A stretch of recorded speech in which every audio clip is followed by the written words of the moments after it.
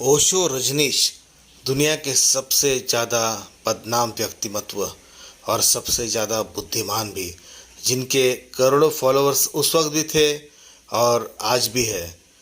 उनके संबंध में एक विषय हमेशा लोग पूछते रहते हैं कि क्या ओशो लोगों को हिप्नोटाइज करते थे, क्या वे लोगों को सम्मोहित कर देते थे।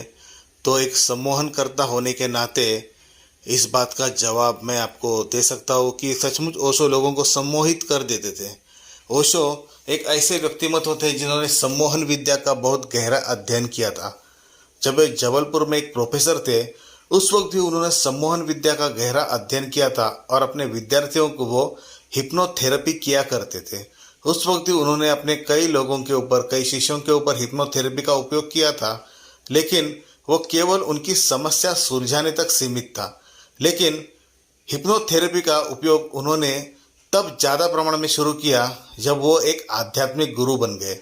तब उन्होंने मास हिप्नोटिज्म का उपयोग करना शुरू कर दिया। ये सम्मोहन ऐसा नहीं था जैसे आजकल के सम्मोहन करते हैं। यह ऐसा सम्मोहन था जिसे अवेकनिंग हिप्नोटिज्म कहा जा सकता है, यानी जागृत अवस्था में ही लोगों को सम्मोहित कर देना, लोगों को इस हद तक इन्फ्लुएंस कर देना, इतना प्रभावित कर देना कि वो लोग खुद ब खुद सम्मोहन की अवस्था में पहुंचने लग जाए। आजकल के कई बाबा टाबा लोग इसी टेक्निक का उपयोग करते हैं, लेकिन ओशो के तरीके से उतने एफिशिएंटली वो लोग नहीं कर पाते जितना ओशो किया करते थे, क्योंकि ओशो एक अजब व्यक्तिमत्व थे। उन्होंने हिप्नोटिज्म का उपयोग उस वक्त भी बहुत अच्छे तरीके से किया था और शक्तिपात के नाम से भी वो लोगों को हिप्नोटाइज ही किया करते थे।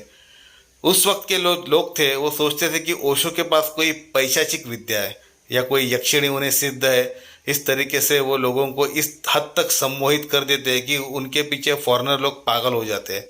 लेकिन यह कोई यक्षिणी विद्या नहीं थी, ये केवल मास हिप्नोटिज्म का ही प्रयोग था और कई सालों के अध्ययन के अन्वेषण और अनुसंधान अध्ययन के पश्चात ओशो ने यह विद्या प्राप्त की थी, जिसका उल्लेख उन्होंने खुद अपने कई सारे प्रवचनों में किया भी है।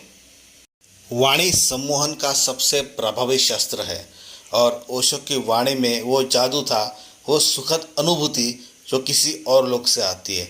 इसलिए उनके प्रवचन सुनने के बाद लोग खुद ब खुद सम्मोहित हो जाते थे। उन्हें सम्मोहन करने की उतनी आवश्यकता नहीं पड़ती थी, क्योंकि लोग खुद ही अर्ध सम्मोहित अवस्था में उनके पास पहुंच जाते थे।